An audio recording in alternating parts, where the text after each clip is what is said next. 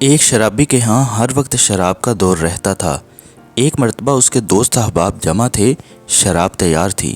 اس نے اپنے غلام کو 4 درہم دیے کہ شراب پینے سے پہلے دوستوں کو کھلانے کے لیے کچھ پھل خرید کر لائے۔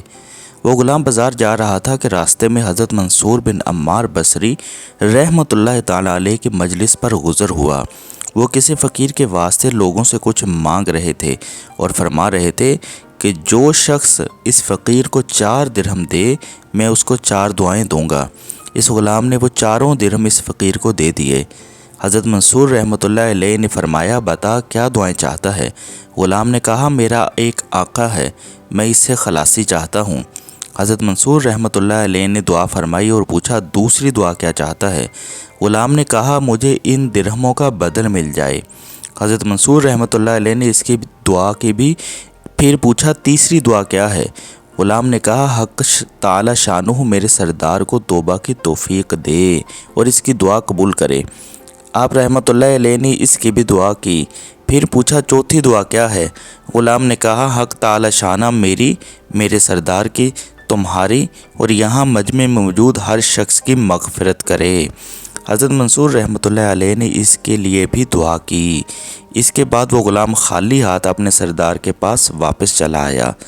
سردار اسی کے انتظار میں تھا، دیکھ کر کہنے لگا، اتنی دیر لگا دی؟ غلام نے قصہ سنایا۔ سردار نے ان دعاؤں کی برکت سے بجائے غصہ ہونے اور مارنے کے یہ پوچھا کہ کیا کیا دعائیں کرائیں؟ غلام نے کہا، پہلی تو یہ کہ میں غلامی سے آزاد ہو جاؤں۔ سردار نے کہا، میں نے تجھے آزاد کر دیا۔ دوسری کیا تھی؟ غلام نے کہا، مجھے ان درہموں کا بدل مل جائے۔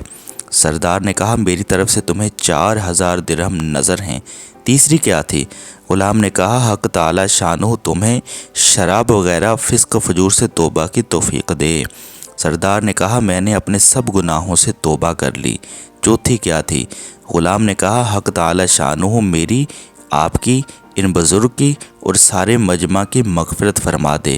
سردار نے کہا کہ یہ میرے اختیار میں نہیں۔ رات کو سردار کو خواب میں ایک آواز سنائی دی، جب تو نے وہ تینوں کام کر دیے جو تیرے اختیار میں تھے تو کیا تیرا یہ خیال ہے کہ اللہ وہ کام نہیں کرے گا جس پر وہ قادر ہے؟ اللہ نے تیری، اس غلام کی، منصور کی اور اس سارے مجمع کی مغفرت فرما دی۔ اللہ اکبر۔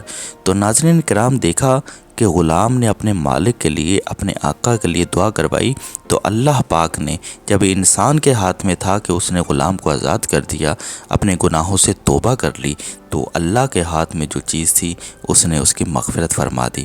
امید کرتا ہوں آپ کو یہ ویڈیو ضرور پسند آئی ہوگی اور آپ اسے اپنے دوستوں کے ساتھ بھی ضرور شیئر کریں گے۔ اللہ پاک میرا اور آپ سب کا حامی و ناصر ہو۔ اللہ حافظ۔